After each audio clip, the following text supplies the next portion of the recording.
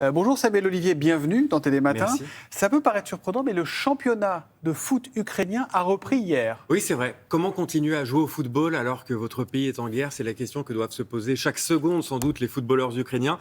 Le championnat a repris, mais alors dans quelles conditions? Certains clubs ne peuvent pas y participer. Là, nous avons les deux clubs principaux, le Shakhtar Donetsk et le Dynamo Kiev. Mais parmi les absents, il y a, par exemple, le FC Mariupol, dont la ville est occupée par les Russes. Il y a aussi le club de deuxième division de Tchernihiv, qui, lui, n'a plus de stade. Regardez cette photo prise par un journaliste avec un immense cratère au centre du terrain C'est et le en terrain, ça arrière-plan de nombreux dégâts. C'est particulièrement impressionnant, c'est à Tcherniv donc, mais malgré la guerre, le ballon roule à nouveau avec, il faut le dire, un protocole particulièrement strict, sans aucun spectateur dans les gradins bien sûr, avec la création d'un abri anti-aérien aussi dans chacun des stades dans lequel les joueurs devront se réfugier si la sirène retentit. Et c'est ce qui est arrivé hier, regardez, c'était avant-hier même dans un match de jeunes. Повітряна тривога. Матч призупиняється і всі учасники гри відправляються в укриття. Сразу все, с трибун все, пожалуйста, бомбоубежище. Или куда хотите. Quelle angoisse. Et pour autant, en fait, le football n'a jamais cessé en Ukraine. Oui, c'est vrai. Alors, disons qu'il a cessé au pays, mais les clubs ukrainiens, eux, ont toujours continué de jouer. C'est le cas, par exemple, on le disait à l'instant, du Dynamo Kiev, club historique s'il en est. Pour les plus anciens, Oleg Blokin y jouait, Ballon d'Or 1975. Et le Dynamo, hier, a vu à Lisbonne son rêve de disputer la Ligue des Champions s'envoler. C'est la plus prestigieuse des compétitions européennes. Défaite au match aller déjà 2-0. C'était en Pologne à Lodz, puisqu'évidemment aucun match européen ne peut se tenir en Ukraine. Et hier, pas d'exploit avec cette défaite.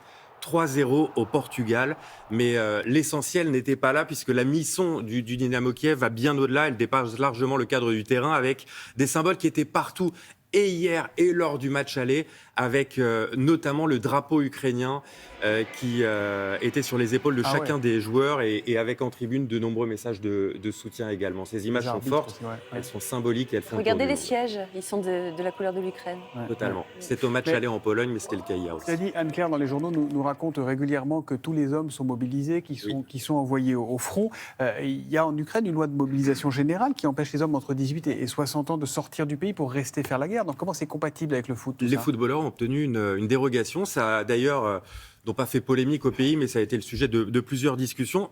Une dérogation pour organiser des tournées européennes en France, par exemple, mais dans l'ensemble de l'Europe. Il y a eu un match contre l'Olympique lyonnais, mais aussi en Pologne, en Turquie, en Roumanie, en Allemagne, en Estonie, en Croatie, bref, un peu partout. L'objectif, lever des fonds pour venir en aide à ceux qui sont restés au front. On parle là de plusieurs millions d'euros quand même, ce qui a occasionné de nombreux moments d'émotion. Je pense particulièrement à un joueur, Alexander Karavayev, en pleine conférence de presse, qui est interrogé sur la situation au pays. Також велике дякую, низький уклін, тому що вони захищають нашу землю.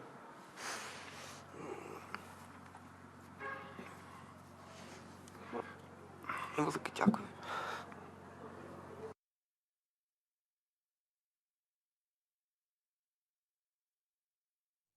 Effectivement, c'est très émouvant. Et dans cet effectif du Dynamo de Kiev, j'imagine qu'il n'y a plus du tout de joueurs étrangers. Presque plus. Il reste un Polonais. Il y a l'entraîneur roumain qui lui aussi est une légende là-bas, c'est Mircea Lucescu. Avant la guerre, il faut savoir qu'il y avait 8 nationalités différentes, dont un franco-algérien. Il s'appelle Noah Nehar. Je vous raconte rapidement son histoire. En décembre 2021, il signe son premier contrat pro. Il est évidemment comme un fou.